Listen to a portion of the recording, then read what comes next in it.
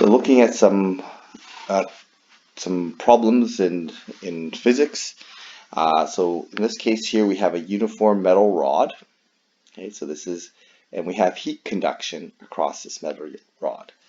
Okay, and at one end it's 25, the other end it's 85 degrees Celsius, and it satisfies the differential equation. The second derivative is equal to 0. So the change of the change is equal to 0. That means that the change is constant in essence. So the temperature change is constant along this line. So if we understand this, if we can read that, we can say, well, it's constant, so we know that it should be a constant change along this line. But we're going to do this as a differential equation. So we've been given the second derivative, and I want to find the first derivative, so I want to anti-differentiate this. So if the second derivative is 0, then I know my first derivative is a constant.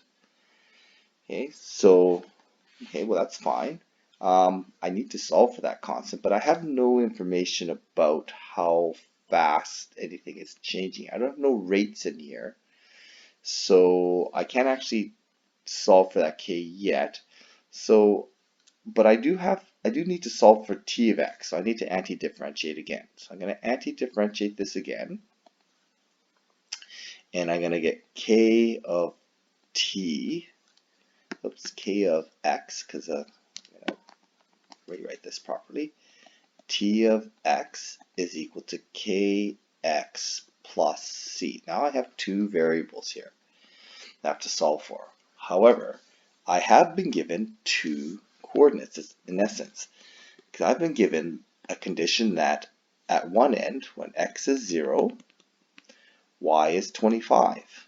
Okay, I've been given another condition here, when x equals, it looks like 50 centimeters, the temperature is 85. I have two relationships, I have two variables to solve for. I should be able to solve for both as a system.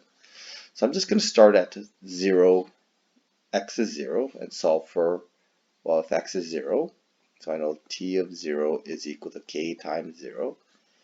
Well, that gives me c, and c is 25 degrees Celsius. Well, then I've already solved for one variable, so I'm just going to write this over here. So what I know so far is t of x is equal to kx plus 25. I still need to know that k. So I'm going to plug in my other coordinate. X is 50, y is 85. So t of 50 centimeters gives me 85 degrees Celsius. And k of 50 plus 25 should give me the 85 degrees Celsius.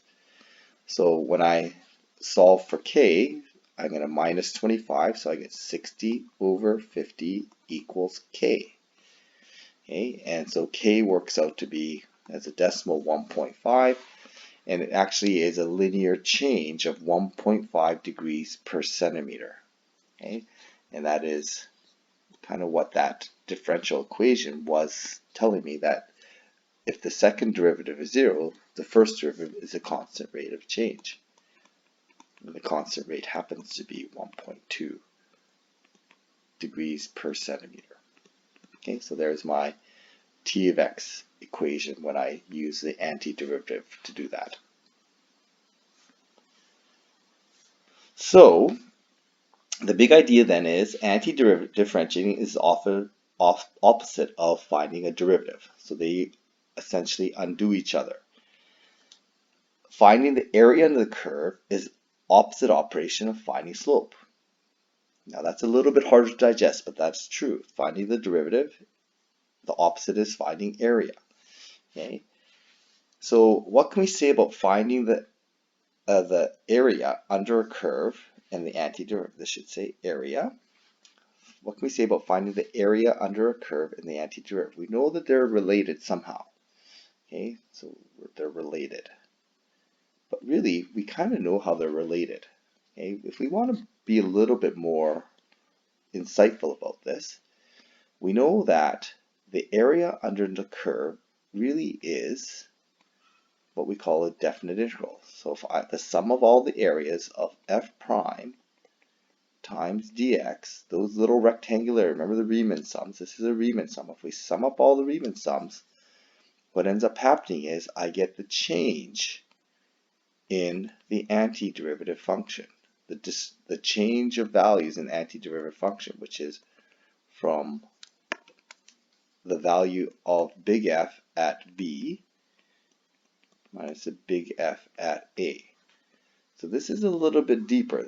We know that there's some kind of connection between the area and the antiderivative, but this is really what we were looking at initially, and this is true. This is what we call the fundamental theorem of calculus. This is a really key part of calculus, and what we have this deeper understanding, we want to think of it in these terms.